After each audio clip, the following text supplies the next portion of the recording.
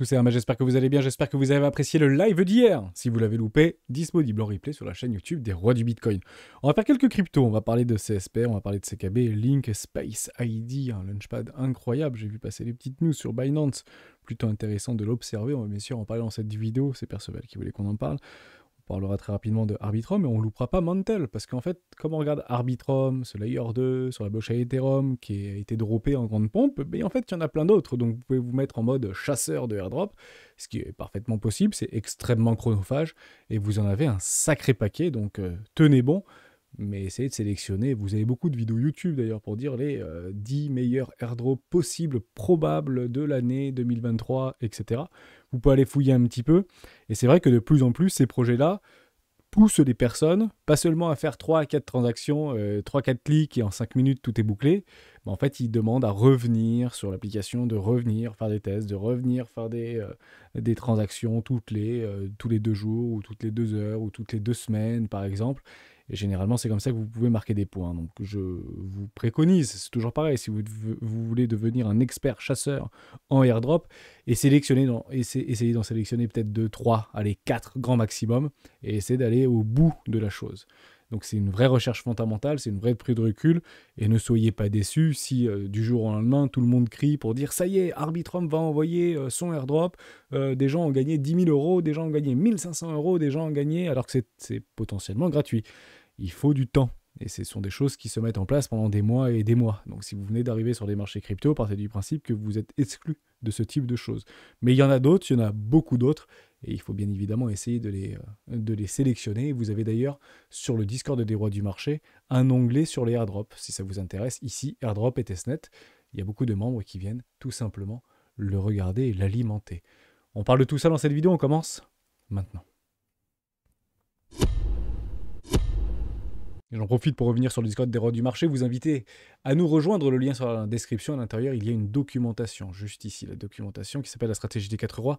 C'est un petit PDF, un petit PDF à télécharger, complètement gratuit. Vous êtes plus de 10 000 à l'avoir téléchargé, ce PDF. Il y a beaucoup d'informations, n'hésitez pas à l'utiliser, vous en imprégnez, vous en inspirez pour vous aussi. Trouvez votre propre style d'investissement, que ce soit sur le court, moyen ou long terme. Côté Bitcoin, on ne va pas passer longtemps, puisqu'il ne se passe strictement rien. Je tourne donc cette vidéo en fin d'après-midi pour vous envoyer ce petit top crypto des membres pour tout au long du week-end à partir de 7h du matin. On a des petits obliques avec cette espèce de biseau ascendant. On n'est pas il breaké à la baisse, on réintègre, on revient sur la neutralité, hein, donc c'est exactement le milieu. Hein. Si on fait quelque chose comme ça, vous avez beaucoup de personnes qui tracent ces obliques-là. Si vous êtes plutôt investisseur, ça ne vous concerne pas. Si vous êtes plutôt trader, ça peut éventuellement vous aider à sélectionner des potentiels supports résistance dynamiques, bien évidemment. Donc ça peut être intéressant. C'est relativement joli, bien retranscrit si on va faire une petite chasse. Ce qui est intéressant juste ici, hein, sur cette toute petite hausse, c'était juste après le live, on est parti péter un petit short qui s'était positionné. On va se mettre en toute petite time frame, on va se mettre en 5 minutes et on le voit juste ici. Par contre, je ne sais pas c'est qui, hein. Sur quel échangeur, on pourrait le voir d'ailleurs, sur quel échangeur c'est.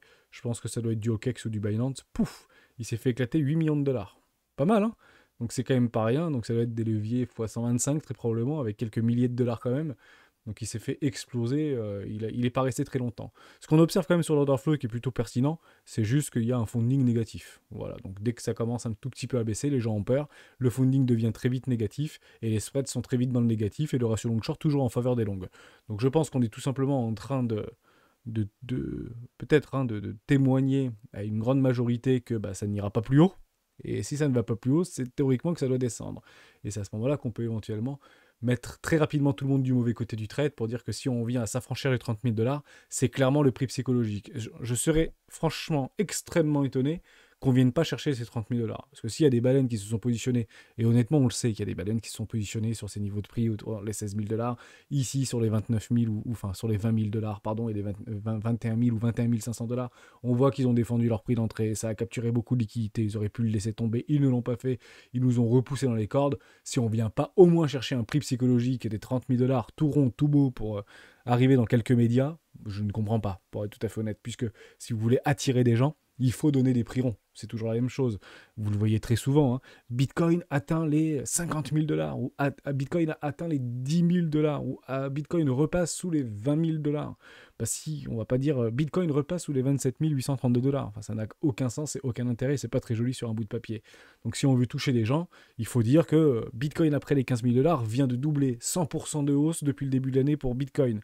Enfin, vous mettez ça sur un papier, c'est quand même joli. 100% de hausse pour Bitcoin depuis le début janvier. Alors qu'on est en train de nous primer, alors je parle en France, mais c'est à peu près partout dans le monde, que c'est une forte inflation, etc.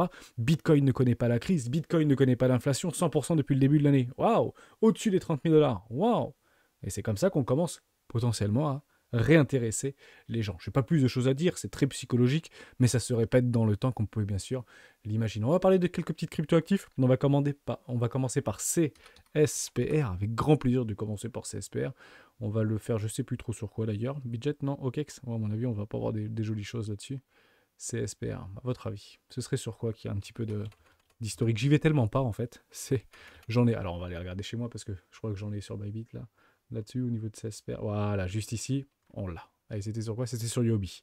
Ok, pas de problème avec ça. C'est complètement en train de latéraliser. Et effectivement, tu as peut-être raison, Réfractar. Tu nous expliques que CSPR peut bouffer Ethereum. C'est ce que tu m'as donné comme commentaire sur le chat. Alors, est-ce que c'est ironique ou est-ce que tu le penses réellement? Je donne juste par rapport à la capitalisation stable au niveau d'Ethereum, qui est aujourd'hui un peu plus de 200 milliards de dollars.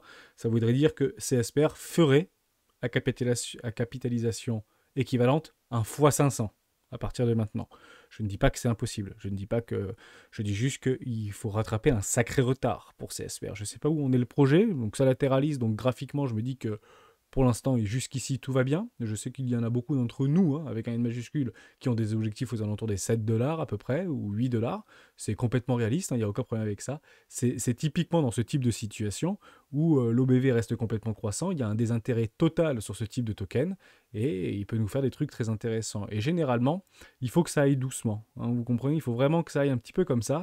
Et il faut que ça commence à accélérer parce que c'est ce type de choses, ce type de graphiques qui font FOMO les gens. Généralement, ça va tout doucement, ça revient un petit peu, ça revient tout petit peu, et tu dis, ouais, bah moi je rachèterais à 20 centimes ou à 25 centimes, parce que Hermès, il m'a expliqué qu'il fallait mettre un Fibo avec une zone de rechargement, alors on va le mettre ici éventuellement, donc là, moi je l'en achète à 0,4 ou 0,05. Et bah c'est déjà, j'aurais déjà pris mes 110%, je suis très content. Et puis en fait, ça continue à monter, ça continue à monter, ça continue à monter. Bah oui, au pire, j'en rachèterai à 0,05 et ça continue à monter, ça continue à monter, ça continue. Vous avez compris un petit peu l'idée et ça s'accélère. Et finalement, ce qu'on aurait pu acheter juste là sur les 0,05 ou 0,06, on se retrouve à potentiellement commencer à s'y intéresser à 0,10. Pire encore, si ça continue à augmenter, parce que c'est des bonnes news qui accompagnent ce mouvement, bah généralement on se retrouve vite à 30 centimes. Or, j'aurais très bien pu en acheter à 0. Vous avez compris un petit peu l'idée? Et c'est comme ça qu'on arrive à faire FOMO les gens, tout simplement. Et généralement, c'est quand ça accélère que les gens, en fait, s'énervent, hein, tout simplement. J'aurais pu en acheter là, j'aurais pu en acheter là. Et le vrai problème, c'est qu'on se persuade que ce truc est bien. C'est ça aussi qui est fou. C'est qu'on sait qu'elle est bien. Donc, comme c'est un peu haut, parce qu'on attend des petites zones de rechargement, potentiellement un premier arrêt, parce qu'on veut être investisseur, hein, on n'est pas swing, mais on est un petit peu en retrait. Je parle pas de nous, je parle des nouveaux. Et surtout les nouveaux qui vont arriver pour dire, t'as du CSPR? Bah oui, moi j'ai acheté du CSPR à 0,02, ou moi j'ai acheté du CSPR à 0,001. Vous imaginez la frustration qu'on va donner dans 6 mois? Si, ça se passe comme ça, bien évidemment. Donc c'est ça, en fait, qui alimente les billets. Et c'est pour ça qu'il faut garder un maximum de bienveillance et de recul par rapport à des nouveaux qui vont venir. Et les nouveaux viennent quand? Quand on commence à voir sur les journaux et les jolis papiers télévisés, bah Bitcoin a fait un x2 par rapport à début de l'année. Et ça fait généralement parler. Et on aura de plus en plus de personnes qui vont rejoindre très probablement la communauté. Et il faudra bien sûr les accueillir. Plus ça montera, plus il y aura des nouveaux venus. Et plus ils n'auront pas tout ce bagage ou toute cette expérience de s'être fait déchirer la tronche pendant les 2 dernières années, ou en tout cas les 12 derniers mois, ou 18 derniers mois, bien évidemment. Donc CSPR, je ne dis pas que ça ne peut pas pumper, je pense qu'on est parfait, enfin c'est exactement ce qu'on va rechercher. Les pulpations, et je vous l'ai dit et je vous le redis, attendront ce type de choses. S'il se met en frontal avec Ethereum, ben je pense que ça ne marchera très probablement pas. Je pense qu'il doit proposer ses propres armes, et des propres armes qui soient très probablement, qui sont très probablement défendables, hein, sans aucun problème avec ça. Il faudra bien évidemment faire des recherches fondamentales, mais vous aurez un joli signal si on venait à s'affranchir des 0,05 à peu près, avec une magnifique structure potentiellement en mensuel ou weekly, voire mensuel, ça peut être très joli. En tout cas, La charte n'est pas vilaine, hein. On retrouve ici notre neutralité, on est sorti de l'enfoncement de notre de survente. Si CSPR vous intéresse, si au fond de vous, vous savez que vous allez acheter du CSPR, bah il y a des choses qui sont intéressantes, mais les plus patients attendront les 0,05, bien évidemment, et partez du principe que beaucoup, et je dis bien beaucoup, on a acheté beaucoup, beaucoup plus cher.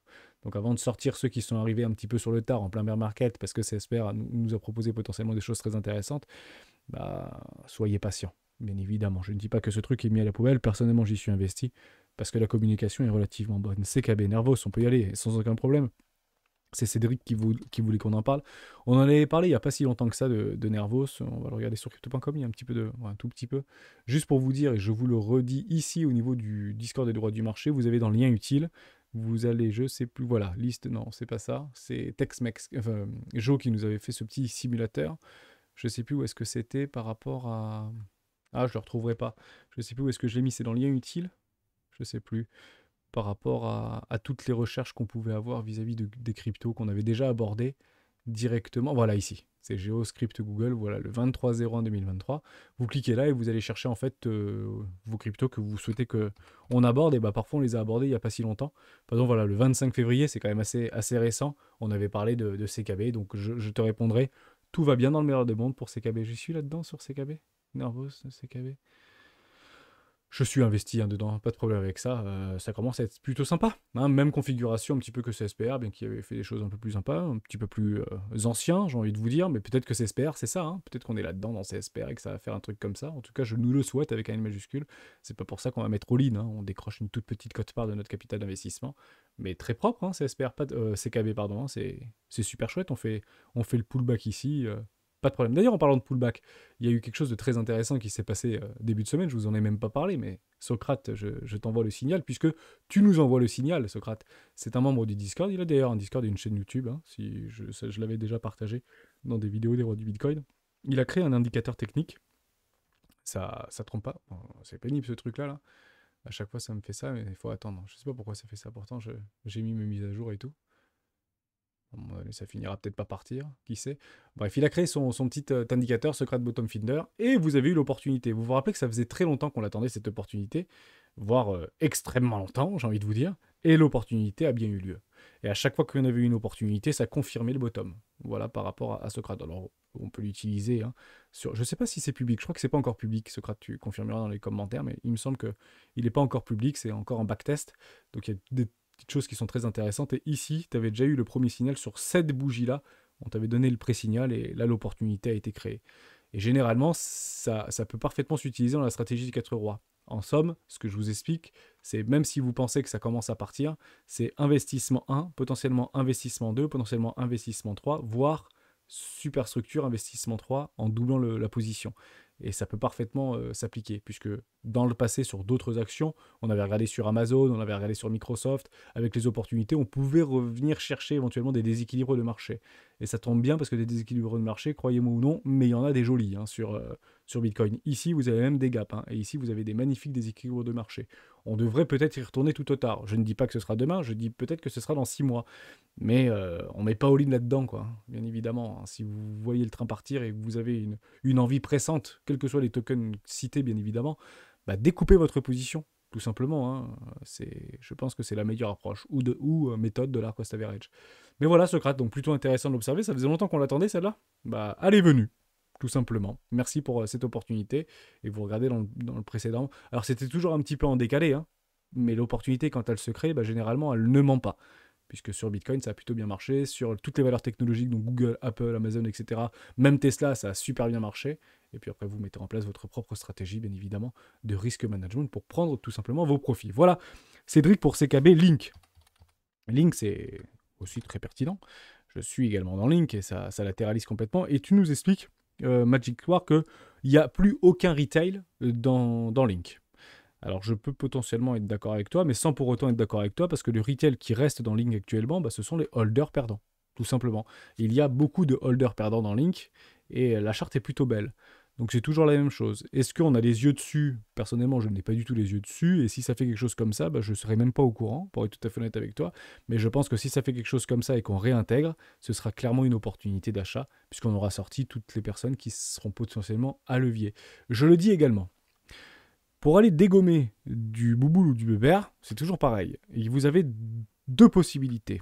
Soit vous allez les chasser, et vous venez prendre leur stop et les liquidations, et potentiellement une réintégration pour faire ce qu'on appelle des fake out, soit vous les épuisez. Parce que ça coûte du pognon de faire des leviers. Donc si vous êtes en levier, je vais dire une bêtise, x10 ou x5 là-dedans, bah, vous avez votre PNL non réalisé, donc voilà quoi, non réalisé, bah, qui grossit tout simplement. Donc vous avez, je vais dire une bêtise, vous avez mis 100 € levier x5, parce qu'à peu près sous les précédents lots, ça fait du x5 ou x4. Et bah, dites-vous qu'au bout d'un mois, au bout de 2 mois, au bout de 3 mois, vous aurez peut-être perdu 7, 8 ou 9% de votre position par rapport au profit non réalisé, tout simplement, ou aux pertes non réalisées. Et c'est lorsque vous allez exécuter votre position, soit vous la faire liquider, soit vous la TP, et bah, que vous allez en réalité vous dédouaner de ces profits ou des pertes non réalisées. Ça coûte de l'argent d'être en levier ou en margin, et ça permet aussi d'épuiser les gens. Et ça fait combien de temps qu'on est maintenant là-dedans là ? Je suis en semaine, ça fait quand même 45 semaines. Ça fait 45 semaines. Donc je sais pas si... Dites-le moi dans les commentaires, s'il y a des gens qui sont en longue là-dedans, même des petits longues, ça peut être des x2, etc. Généralement, je préconiserais aux plus patients d'attendre des breakouts, bien que ça peut être aussi considéré comme des fake-out.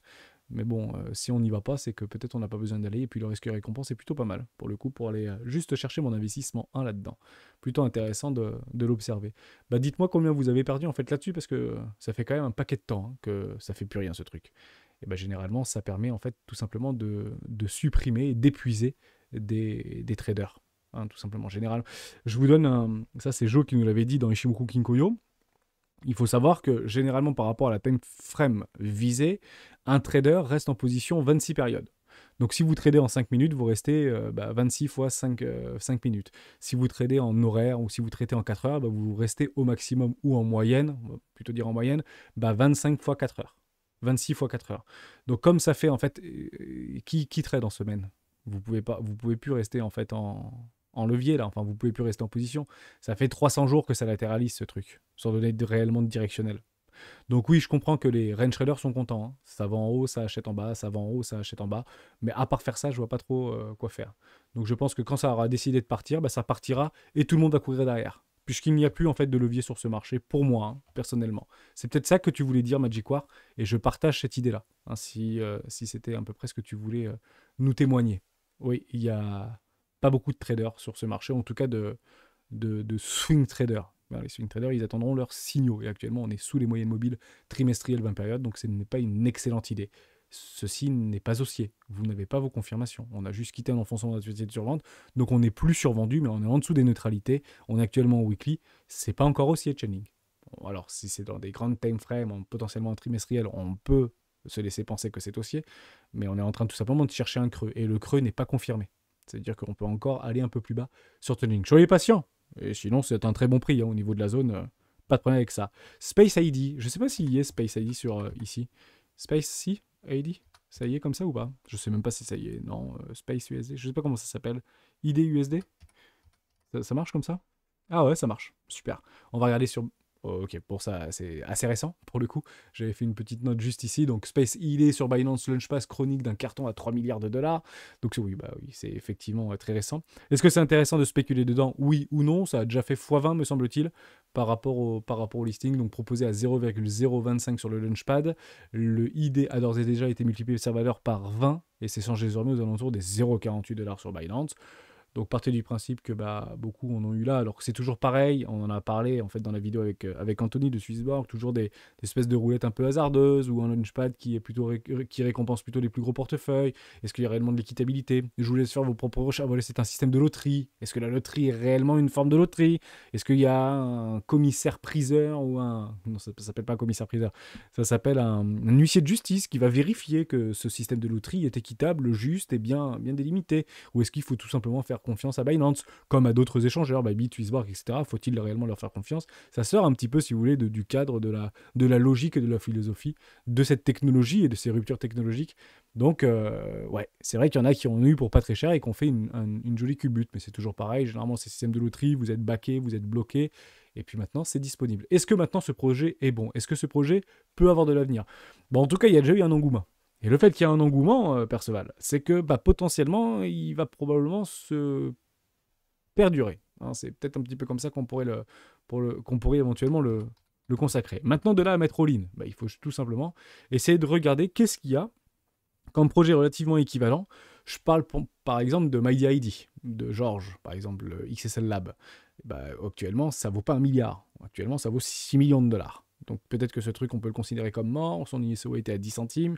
Il a été drop sur la Binance Smart Chain et aujourd'hui, il est en dessous des 1 centime. Donc les gens qui avaient investi dans XSL Lab, je ne sais pas si c'était 1, 2 et 3 centimes ou 0,5 centimes, enfin 0,01 centime, etc.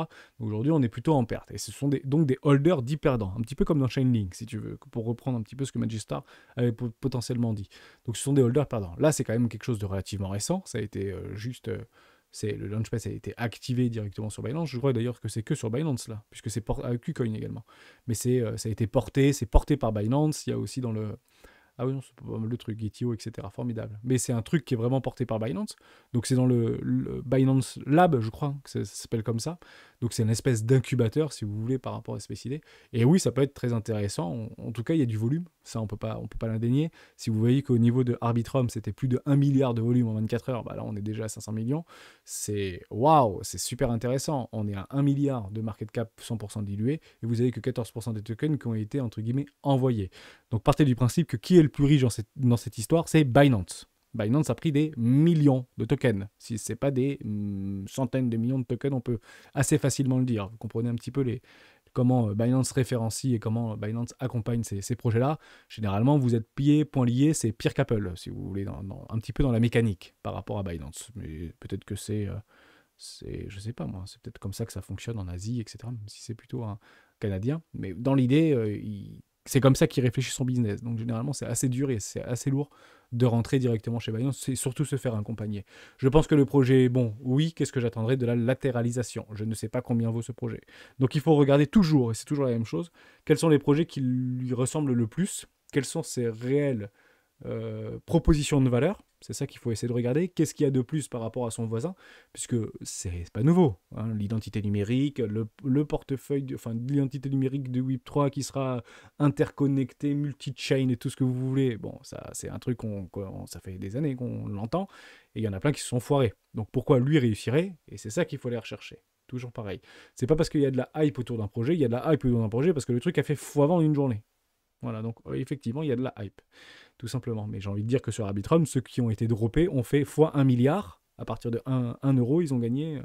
À partir de 0, ils ont fait 1000 dollars. Donc ils ont bien fait puissance de l'infini en termes de bénéfices sur un airdrop. Donc c'est toujours pareil. Il faut attendre que ça se consolide. Il faut attendre que ça se développe. Et il faut surtout voir si oui ou non il y a réellement de l'usage par rapport à ce type de projet. C'est toujours la même chose. C'est actuellement sur la blockchain Ethereum, et tout se construit aujourd'hui quasiment. Hein, aujourd'hui sur la blockchain Ethereum, il commence à vraiment prendre beaucoup d'ampleur. Et c'est je suis très content d'y être exposé. Je suis très content de ne pas l'arbitrer, notre ami Ethereum. Et j'espère qu'il va continuer à pousser. Et en tout cas, tout l'indique. Hein, on en reparle par rapport à la vidéo d'hier. En parlant de toutes ces launchpads, tous ces drops, tous ces trucs comme ça, vous avez par exemple Mantle. Mantle, c'est un layer 2, donc c'est toujours la même chose, avec plus de scalabilité, plus de rapidité, plus de sécurité, plus de tout ce qu'on veut. Et je pense que ça va toujours dans le bon sens.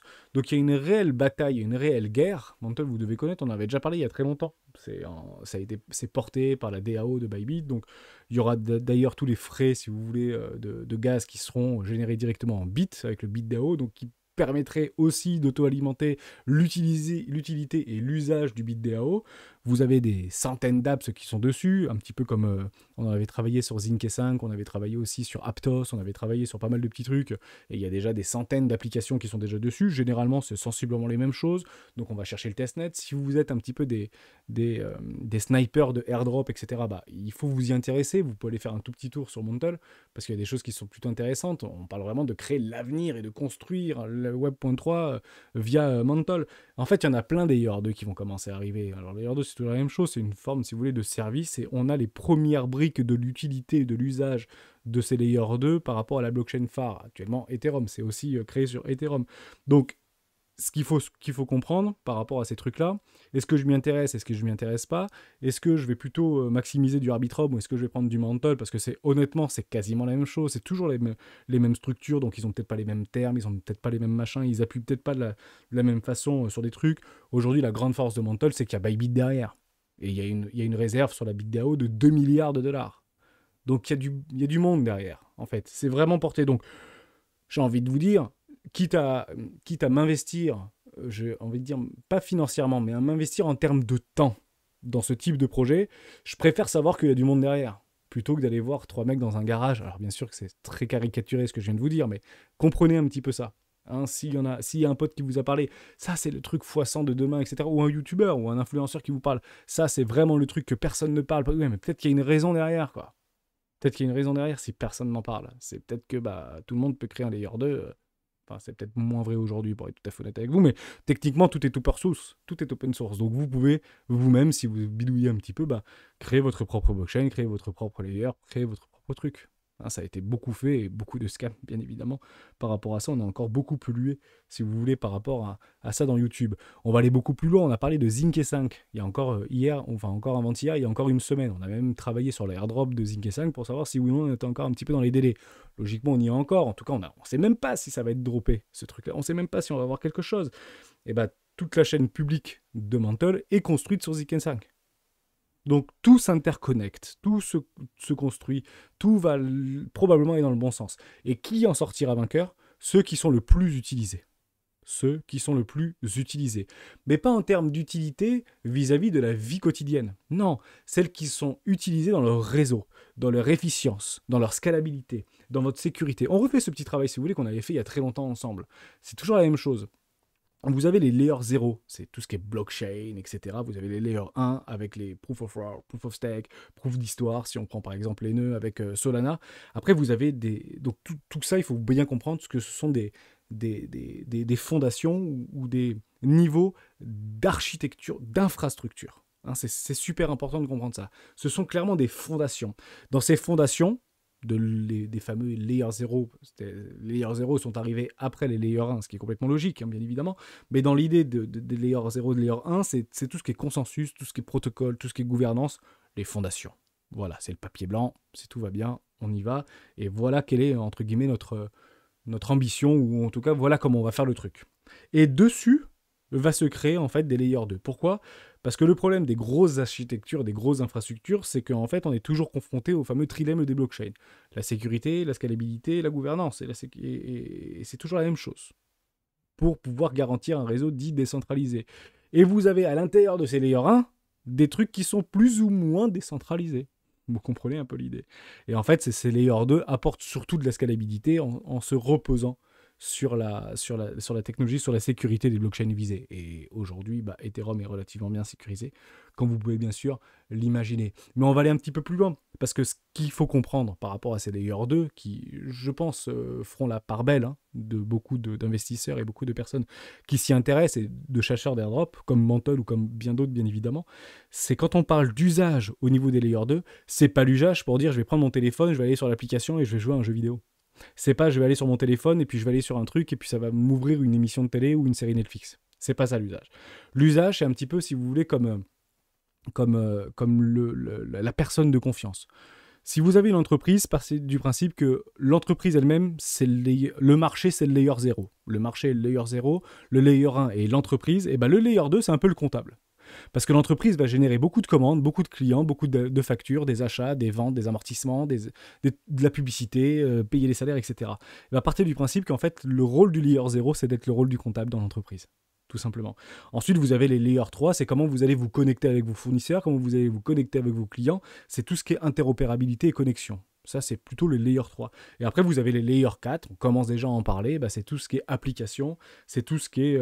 si vous voulez, en termes d'applicatif, je vous prends l'exemple très simple, vous prenez le train à la SNCF, votre train est en retard, avant même que vous rentrez dans le train en sachant qu'il est en retard, vous êtes déjà remboursé. Ça, c'est clairement l'applicatif, et on serait plutôt sur des niveaux de layer 0. C'est-à-dire que la SNCF aura une application dans la blockchain, sur le réseau protocolaire de Mantle ou de je sais pas trop quoi, ou de Zinc 5 ou de Arbitrum, et qui enverra l'information sur un smart contract de Ethereum. Et avant même que tout ça soit compris, tout se fera automatiquement, on ne saura même pas par où ça passe, et vous serez déjà remboursé. Parce que tout sera déjà connecté. Et après, vous avez des layers 5, on parle même d'ailleurs de layer 6, mais ce sera plutôt de l'optimisation. Plus d'écologie, plus d'efficience, plus de tout ce que vous voulez. On arrivera à ce moment-là sur une forme de plateau, et je pense qu'on a déjà passé 15 ans.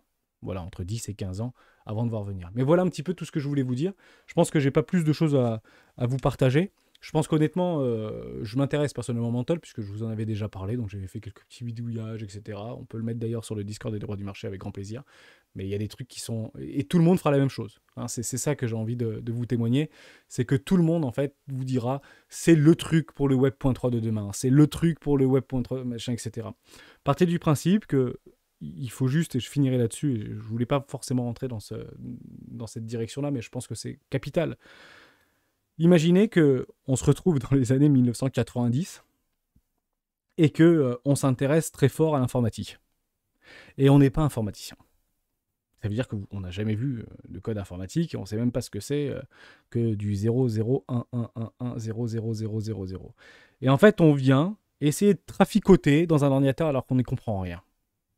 La transaction du machin, du truc, etc. Aujourd'hui, tout le monde utilise l'informatique. Aujourd'hui, quasiment tout le monde utilise un smartphone, tout le monde utilise le truc. Qu'est-ce qu'on veut, c'est que ça marche. Sauf qu'on n'y est pas du tout là, au niveau des technologies, blockchain, etc. Il faut déjà essayer de comprendre comment ça marche. Et avant même de comprendre comment ça marche, c'est comment réellement c'est sécurisant. Comment on peut avoir confiance en ça. Et honnêtement, il faut beaucoup de temps.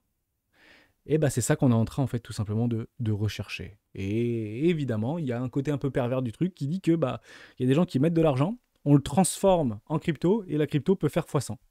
Ça, c'est le côté un petit peu pervers, si vous voulez, du machin. Alors, on essaie de se raccrocher par rapport à ce qui existait dans le passé. Comme par exemple, vous avez une entreprise tech, un peu de .com, etc. Et bah, vous mettez 100 balles dans cette boîte, et puis vous allez voir que demain, ça vaudra 1 milliard. À peu près la même chose, si vous voulez, complètement ubuesque. Mais c'est plus difficile aujourd'hui, c'est beaucoup plus facile aujourd'hui de pouvoir spéculer par rapport à la technologie qui a été créée en amont, les échangeurs, les Bybit, les Swissborg, etc. Mais ça revient exactement au même que d'expliquer à des gens, si vous voulez, ces échangeurs sont un petit peu là pour nous expliquer que, bah, regardez ce qui se passe, c'est super sympa, mais en fait, vous avez des mecs qui sont en train d'essayer de monter des smartphones et en train d'essayer de monter des ordinateurs, et on vous explique, vas-y, mets ton doigt là, essaye de faire ça, et qu'est-ce que ça fait? C'est à peu près ça à faire les testnets, hein, si vous voulez. Voilà, c'est tester le truc, etc. Et de pouvoir attirer des personnes qui construisent, tout simplement. Voilà. Et on n'est pas leur priorité, si vous voulez. C'est pas nous leur priorité, c'est plutôt les réels développeurs qui vont commencer à s'y mettre dedans, etc. Et c'est difficile de les avoir, ces mecs-là. Je suis personnellement pas développeur, mais c'est toujours la même chose. Pour pouvoir faire connaître un projet, un développeur ne va pas travailler sur un projet qui n'est pas hypé. Enfin, quelle est l'idée ? Enfin, si personne ne parle de Mantle, si personne ne parle de BitDAO, si personne ne parle de ZK5, si personne ne parle de Abri... Pourquoi, en tant que développeur, j'irai chercher ton truc ? Il y a 3 pecnos sur ta blockchain ou sur ton projet, qu'est-ce que je vais aller... Enfin, ça ne m'intéresse pas. Par contre, si vous arrivez à faire rentrer 100 000 personnes qui comprennent bien évidemment rien, mais qui ont créé des trucs, qui ont créé des wallets, qui ont créé des transactions, qui ont fait des NFT, qui ont minté des NFT, bah ça te dit, ok, il y a quand même 100 000 personnes dedans, je vais me faire de la thune. Parce que moi, en tant que développeur, je vais recevoir du drop, moi je vais recevoir des rewards, moi je vais recevoir tout ça. Et c'est, entre guillemets, une idée un peu gagnant-gagnant. En tout cas, une nouvelle philosophie, puisque ces gens-là ne sont bien évidemment pas payés, ils n'ont pas de fiche de paye quand ils viennent builder pour la balance par chaîne, etc. C'est toujours exactement la même chose. BNB est aussi fort aujourd'hui, parce que si on doit comparer, je le fais de temps en temps, entre Bybit et Binance, à partir du principe que le BitDAO aujourd'hui est très peu utilisé et qui va commencer à être utilisé par ce type de projet et ce type d'initiative. La grande victoire de Binance, on le sait, c'est quand il a créé son BNB en amont d'avoir créé la balance smart chain. Ce qui a fait propulser le BNB, c'est la balance smart chain. Ça, on peut pas le... Maintenant, on le sait, je vous l'avais déjà dit, je crois que c'est même public maintenant, mais Bybit est en train de créer sa propre blockchain à l'image, ou son propre wallet Web.3, etc. Un petit peu comme Swissborg, si vous voulez, avec qui on avait parlé avec Anthony, par rapport à ces wallets du Web.3, un petit peu comme SushiSwap, ou un petit peu comme Uniswap, ou un petit peu comme Metamask. Tout le monde aura son truc. La question est de savoir, c'est est-ce que tout le monde fait de A à Z ce qu'ils sont en train de faire, type Apple, c'est-à-dire que je fais les smartphones, je fais les machins, je fais les puces électroniques, je fais les applications, je fais le moteur de recherche, je fais l'iOS, je fais tout ça, je m'appelle Apple, ou est-ce que je suis plutôt Microsoft, et moi je vais juste t'apporter des petites briques, et toi tu vas faire le téléphone, et moi je vais faire l'explorateur, et puis moi je vais faire la puce, parce que la puce elle est de Qualcomm, et puis moi je vais faire ça, parce que moi Microsoft je ne fais pas de puce électronique, hein, mais vous comprenez ce que je veux dire ? Dans quelle direction ça va aller? S'il n'y a que des Apple, ça ne marchera pas. Voilà. La question, c'est qu'on sait qu'il n'y aura pas que des Apple qui vont auto-générer tous leurs trucs de A à Z ou générer ce qu'on appelle finalement le cycle de la valeur. Apple gère tout le cycle de la valeur. C'est pas pour rien que ça a été la plus grosse entreprise du monde. Hein. Partie du principe qu'ils font tout de A à Z dans leurs produits, tout simplement. Alors, bien évidemment, pas tout de A à Z, il y a plein de choses qu'ils ne font pas, hein, qui sous-traitent, bien évidemment, je ne dis pas le contraire, mais partez du principe qu'il n'y aura pas que des Apple. Il y aura beaucoup aussi, et l'objectif, hein, c'est de trouver le Google qui fait le Android, c'est de trouver le Microsoft qui fait le Office 365 ou je sais pas trop quoi. Et il faut essayer de trouver le Netflix, il faut essayer de trouver le Spotify, il faut essayer de trouver le Twitter, il faut essayer de trouver le Facebook. C'est ça, en fait, notre mission aujourd'hui, et je pense qu'on va les diriger là-dedans. Mais vous voyez, quand on fait le tour des GAFAM, il n'y en a pas tant que ça des GAFAM, hein. Il n'y en a pas 70 des GAFAM. Et des cryptos, il y en a 20 000. Voilà pour ça. Ça ne veut pas dire qu'on ne gagnera pas sur la durée, je dis juste que si notre objectif c'est de surperformer, faites attention à vos émotions, puisque c'est elles, finalement, qui nous tuent à tout petit feu et qui nous font prendre de très mauvaises décisions. Merci à tous et à tous d'avoir suivi cette vidéo jusqu'au bout. Je ne voulais pas aller du tout dans cette direction-là, mais j'espère que ça vous aura plu. Je vous souhaite un excellent week-end et il ne se passe rien sur les marchés crypto. Soyons patients. Ciao.